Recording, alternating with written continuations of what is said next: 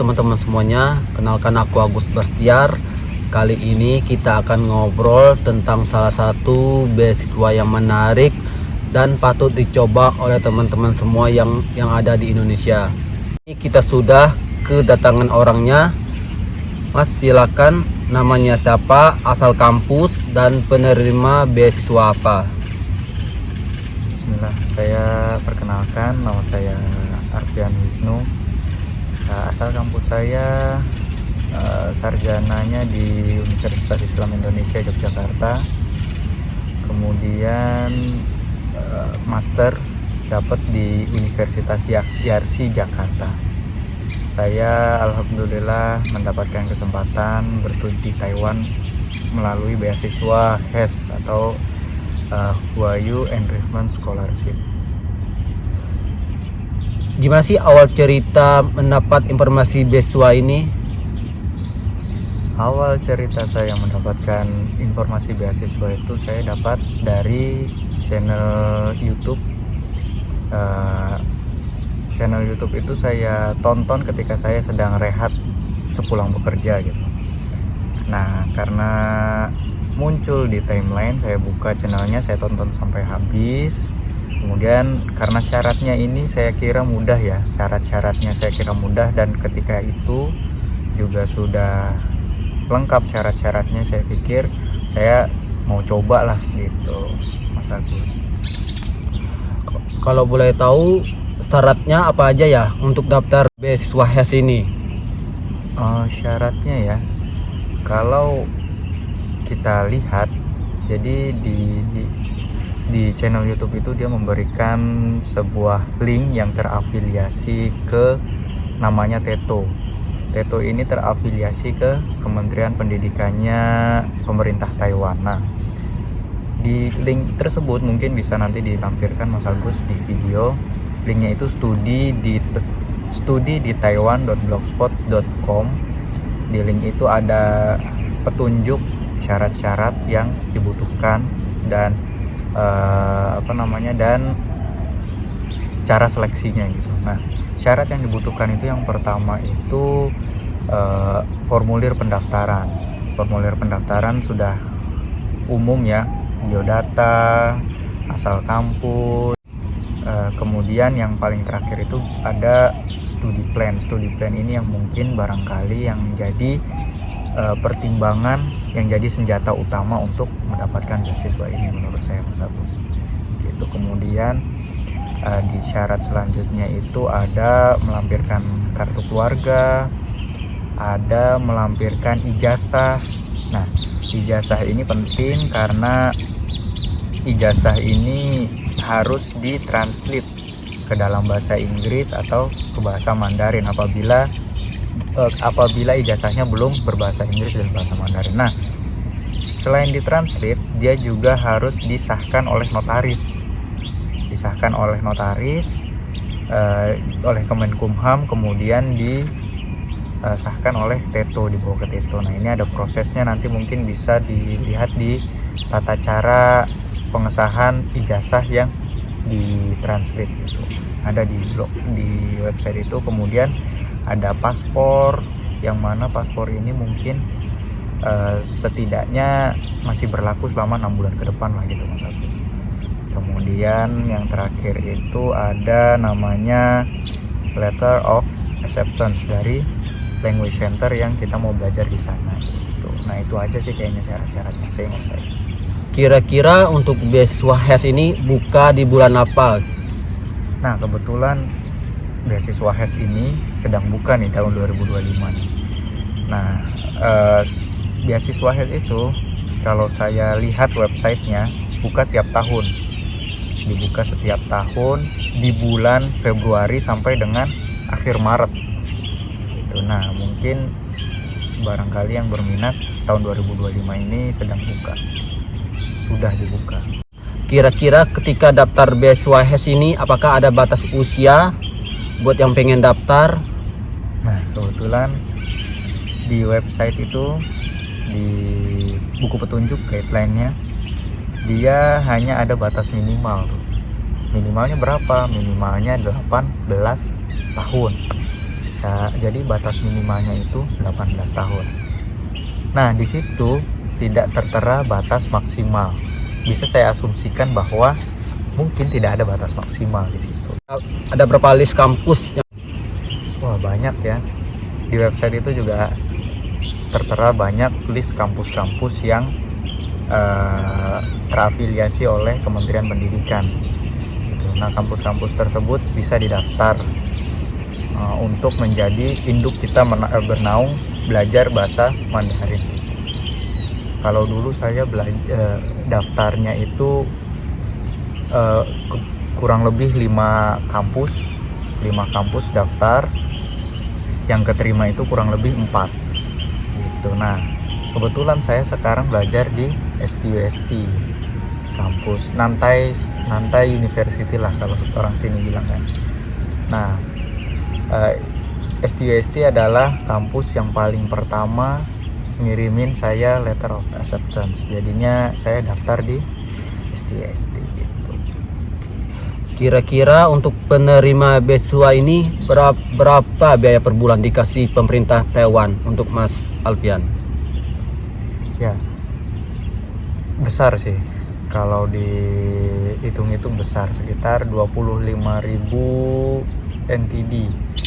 Atau mungkin kalau dikurskan ke dalam rupiah itu bisa 12.500.000. Cuma kembali lagi, dari 2.500 itu nanti dipotong biaya kursus per semester itu. Kalau di STUST 26.000 sekian per semester, dan dormitory 12.000 sekian gitu. Nah, kurang lebih itu sudah memakan biaya sekitar 70 ribuan lah untuk untuk potongan-potongan itu. Nah, STUST paling spesial karena dia bisa dicicil per bulan gitu. Nah, makanya saya kurang lebih untuk per bulan itu dapat sekitar 13 ribuan, 13.000 NT. Itu sudah cukup banget sih buat foya-foya gitu di sini. Oke, mungkin teman-teman penasaran ketika daftar beasiswa HES ini apakah sebelumnya punya pengalaman belajar Mandarin? Nah,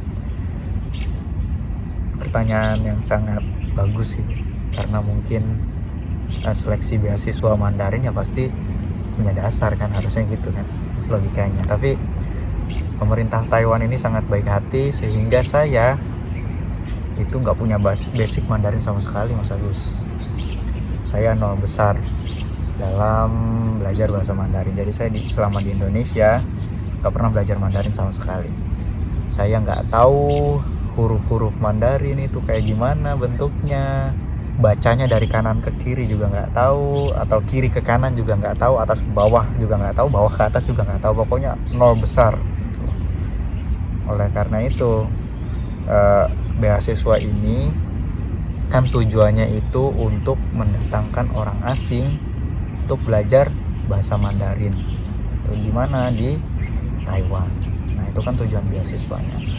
Mungkin ada tujuan yang lain, ya mungkin memperkenalkan kultur yang ada di sini seperti itu, memperkenalkan budaya-budaya Taiwan gitu, mengiklankan yaitu pemerintah mengiklankan Taiwan sebagai negara yang ramah terhadap orang asing seperti itu mungkin. Jadinya ya sudah, menerima aja orang-orang yang walaupun gak bisa bahasa Mandarin, mungkin seperti itu. Kalau boleh tahu mungkin teman-teman pengen tahu dong temannya dari negara mana aja gitu. Nah, saya sekelas itu semester 1 kemarin, sekelas itu ada dari negara, saya sendiri dari Indonesia, ada yang dari negara Malaysia, ada yang dari Thailand, ada yang dari Jepang, ada yang dari Amerika, yang satu lagi dari Mongolia. Nah, kita di kelas berbeda budaya, Mas Agus. Jadi ada yang, dan skillnya juga berbeda-beda. Ada yang orang Thailand ini sudah belajar bahasa Mandarin di negaranya. Orang Mongolia karena berbatasan dengan Cina, dia sedikit banyak paham tentang Mandarin. Kemudian orang Amerika itu dia punya istri orang Taiwan gitu. Jadi tapi dia mau belajar Mandarin karena pengen melancarkan bicaranya gitu. Ya cuma saya aja ini yang nol besar gitu. Tapi karena Lause ya, guru bahasa Mandarin kan namanya Lause ya. Lausenya itu sesuai dengan tingkatan gitu. Jadi kita ditaruh di kelas basic. Jadinya ya Lausenya itu sangat sportif gitu. Jadi sesuai dengan kemampuan saya, tapi saya sadar diri ya, saya harus mengejar mereka gitu. Nah semester 2 ini nambah lagi dari Vietnam, ada yang dari Vietnam seperti itu. Kira-kira apa sih tantangan pertama kali belajar Mandarin di kampus FTUST? Yang paling menantang itu ya belajar Mandarin itu. Jadi Mandarin itu ada nadanya, Mas Agus. Nah itu yang paling susah menurut saya, paling susah. Ada nadanya. Mandarin itu ada 4 nada kan.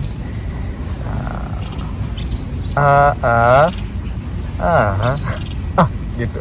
Pokoknya susah lah. Saya sampai sekarang pun masih kesulitan untuk mendengarkan nada mana untuk kalimat ini gitu, masih kesulitan karena mungkin baru belajar beberapa bulan ya. Itu yang paling berkesan. Kalau boleh tahu, mungkin teman-teman pengen tahu dalam seminggu itu Mas Apian berapa jam belajar Mandarin? Jadi di ketentuan yang diberikan oleh pemerintah Taiwan, CLC yang menerima student dari beasiswa tersebut harus menyediakan minimal 15 jam per pekan. Nah saya di STUST ada 5 hari per pekan, otomatis 15 dibagi 5 artinya 3 jam satu hari. Nah sisanya itu ya sudah main-main, 13.000 itu habis untuk main-main. Berarti hampir tiap minggu itu belajar Mandarin terus ya? Ya setiap minggu belajar Mandarin, sisanya itu ya sudah kita menikmati hidup di Taiwan gitu, apalagi dengan beasiswa yang saya kira itu cukup banget untuk kita foya-foya di Taiwan. Tapi kalau mau nabung tuh pasti bisa juga. Apakah tidak bosan belajar Mandarin tiap minggu? Karena kan pemerintah Taiwan mewajibkan ya, apalagi Mandarin itu saya orangnya Mas Agus, saya orangnya itu suka penasaran gitu. Jadi saya rasa belajar yang sulit itu ya kayak Mandarin ini kan salah satu bahasa yang sulit ya, nggak bikin bosen, jadinya kita malah bikin penasaran gitu. Yang bikin bosen itu kenapa cuma 3 jam satu hari. Kalau bisa lebih ya? Pengennya mah lebih gitu karena wah seru gitu, seru. Apalagi Lause yang di STUST ini asik, berpengalaman, asik, seru, semuanya enak. Kalau boleh tahu apa sih pesan dan tip dan trik untuk mendapatkan beasiswa HES ini? Mungkin teman-teman penasaran kan? Mungkin ini dari posisi penerima aja ya, karena kan tips and trick itu kalau bagaimana cara dapatnya itu mungkin bisa tanya langsung ke panitia ya. Tapi kalau ini mungkin dari sisi penerima, yang berarti yang mana pernah saya lakukan gitu. Nah tips and trick saya mungkin ya, yang pertama itu dilengkapin selengkap-lengkapnya dokumen yang dibutuhkan yang tadi saya sebutkan itu. Nah selain dilengkapi itu, ikuti panduan yang ada di buku panduan itu secara runut diikuti satu-satu, dibaca secara baik-baik gitu. Nomor 1 perintahnya ini, harus begini, itu harus runut gitu. Jadi jangan ada yang kelewat. Kemudian juga dikuatkan juga itu yang ada di study plan itu juga harus kuat Mas Agus. Bagaimana, apa yang harus dilakukan, kemudian langkah-langkah apa yang ingin dicapai ketika hari pertama datang ke Taiwan sampai dengan akhir dia berada di Taiwan gitu. Kalau dulu saya ya datang langsung mau belajar, pulang itu sudah bawa sertifikat gitu, begitu Mas Agus. Nah mungkin kalau dari posisi saya sih itu aja sih, karena memang benar-benar karena waktu itu saya sedang kerja kan posisinya, kerja ya saya hanya bisa melengkapi dokumen yang seadanya gitu, yang sesuai dengan permintaan. Jadi kan di beasiswa ini kebetulan itu tidak pakai syarat kemampuan bahasa Inggris, bahasa apa segala macam, nggak ada syarat kemampuan bisanya. Nah oleh karena itu waktu itu saya tidak melampirkan sama sekali kemampuan bahasa Mas Agus, walaupun memang saya bisa gitu, punya kemampuan bahasa Inggris, bisa bahasa Arab, tapi saya tidak melampirkan itu karena di persyaratan itu tidak disuruh. Ya sudah, saya hanya melampirkan 5 dokumen tadi saya sebutkan, udah benar-benar itu saya kirimin. Oke, tentang beasiswa udah, pengalaman belajar bahasa Mandarin sudah. Gimana awal kesan pertama kali datang ke Taiwan? Kesan datang ke Taiwan yang paling berkesan, kesan awalnya itu saya kira orang Taiwan itu, jadi kan saya tahunya Taiwan itu punya hubungan diplomatis dengan Amerika. Jadi saya pahamnya orang-orang Taiwan itu mungkin kayak Malaysia gitu, second language-nya itu bahasa Inggris, saya kira gitu. Pas datang ke sini di bandara nggak ada sama sekali yang bisa bahasa Inggris. Akhirnya saya keluar bandara mau pesen bis, ini tulisannya saya nggak tahu gimana kan, bacanya juga nggak tahu. Akhirnya saya ya teknologi sudah bagus lah, saya pakai Google Translate gitu, ngasih ke orang Taiwan gitu, sorry. Oh ya gitu. Akhirnya dia yang berhentiin bus, dia yang ngasih tahu harganya sekian gitu, harga busnya sekian. Intinya datang ke Taiwan itu almost semuanya, hampir semua orang Taiwan itu ramah-ramah. Kenapa hampir ya? Mungkin saya belum ketemu aja orang yang begajulan gitu. Tapi hampir semua orang Taiwan itu ramah-ramah. Contohnya ya kayak saya datang ke Taiwan pertama kali, nggak kenal apa-apa, saya tanyain langsung dia bantuin saya nyari bus gitu, untuk ke Tainan. Di Tainan saya turun dari bus, saya plonga-plongo lagi Mas Agus, arahnya kemana ini gitu kan. Akhirnya ada yang nyamperin saya orang Taiwan, dia juga nggak bisa bahasa Inggris, bla bla bla bla bla gitu, nanya lah, nggak tahu saya nanya apa dia, tapi saya pakai Google Translate, saya mau ke sini gitu. Dia nggak paham STUST, taunya Nantai University lah, tapi kan saya waktu itu taunya itu STUST. Akhirnya saya kasih tahu lah pakai Google Maps, ini kemana gitu, naik apa gitu. Akhirnya dikasih tahu lah harus beli yang namanya Yoyo Card gitu, segala macam. Ya sudah, akhirnya saya diarahin ke 7-Eleven buat beli Yoyo Card itu. Ya sudah, akhirnya alhamdulillahnya bisa langsung sampai ke Tainan gitu. Ke Tainan ke STUST, di gerbang STUST saya nanya lagi ke satpamnya, dormitory 6 di mana ya? Gak bisa bahasa Inggris lagi dan saya harus pakai Google Translate lagi. Sudah sana. Pokoknya semua yang saya temuin ketika pertama kali datang ke Taiwan itu ramah-ramah orangnya. Mungkin karena di sini sudah banyak orang-orang asing gitu ya. Jadi mereka sangat welcome dengan orang-orang asing. Plus mungkin juga emang dasarnya orangnya ramah-ramah sih ya. Gak beda jauh mungkin sama orang Jepang lah.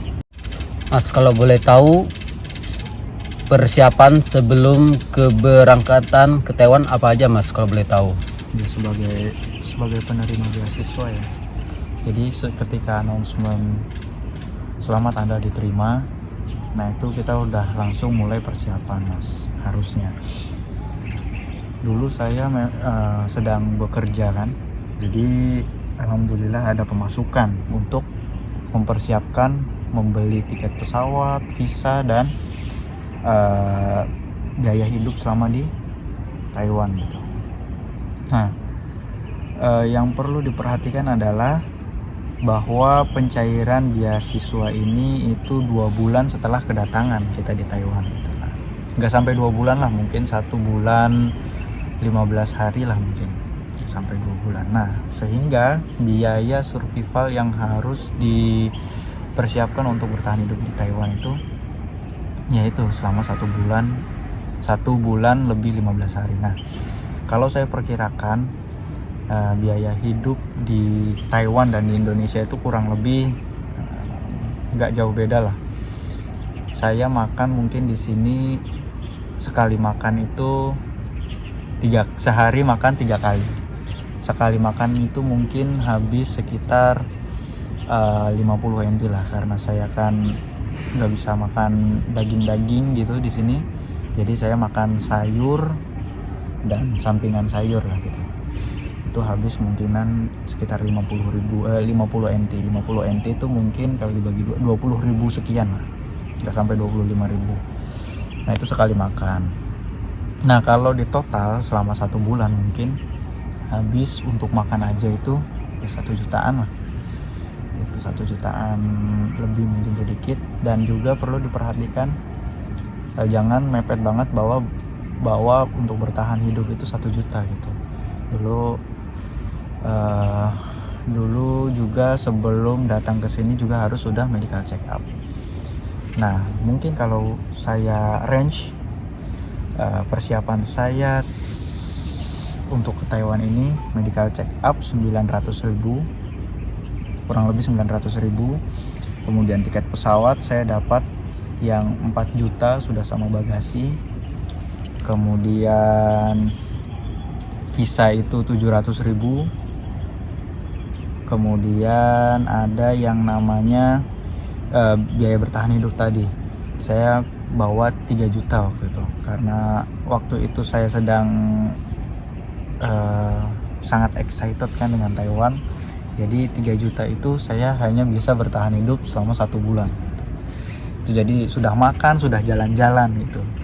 Tapi menurut saya mungkin bulan pertama itu jangan banyakin jalan-jalan lah. Nah, takutnya yaitu kebanyakan ngabisin biaya untuk bertahan hidup. Nanti ketika cair baru kita jalan-jalan tuh sangat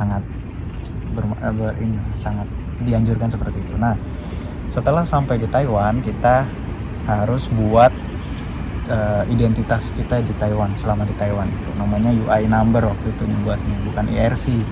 Jadi kita nggak suruh buat IRC, tapi buatnya itu UI number. Itu gratis, tapi kita harus mempersiapkan biaya untuk jalan dari kampus ke kantor imigrasi yang ada di kota masing-masing gitu. Ya palingan nggak lebih dari 20 NT lah mungkin. Sekitar 20 NT itu sekitar 10.000 lah paling enggak. Tapi bikin UI numbernya itu gratis. Nah, bikin UI number itu harus punya cap nama kita, nama Chongon, nama Mandarin kita gitu. Cap nama Mandarin kita itu bikin di sini kurang lebih harganya itu 100 NT. 100 NT itu mungkin sekitar 50.000 lah. Jadi itu mungkin yang biaya yang bisa dipersiapkan selama perdatangan di Taiwan gitu sih. Kalau boleh tahu apa aja pesan buat teman-teman yang pengen daftar beasiswa HES? Ya, pesan saya mungkin ya, yang pertama itu pesan saya adalah ikuti panduan yang ada di buku panduan. Nah, jadi panduan yang ada di buku panduan itu diikuti semuanya. Dari perintah 1 diperintahkan A, ya sudah ikutin A. Perintah B, ya udah ikutin B. Jadi kalau di buku panduan itu kan nggak ada sertifikat, nggak ada disuruh melampirkan sertifikat bahasa. Kebetulan saya nurut itu gitu loh. Saya juga nggak melampirkan sertifikat bahasa.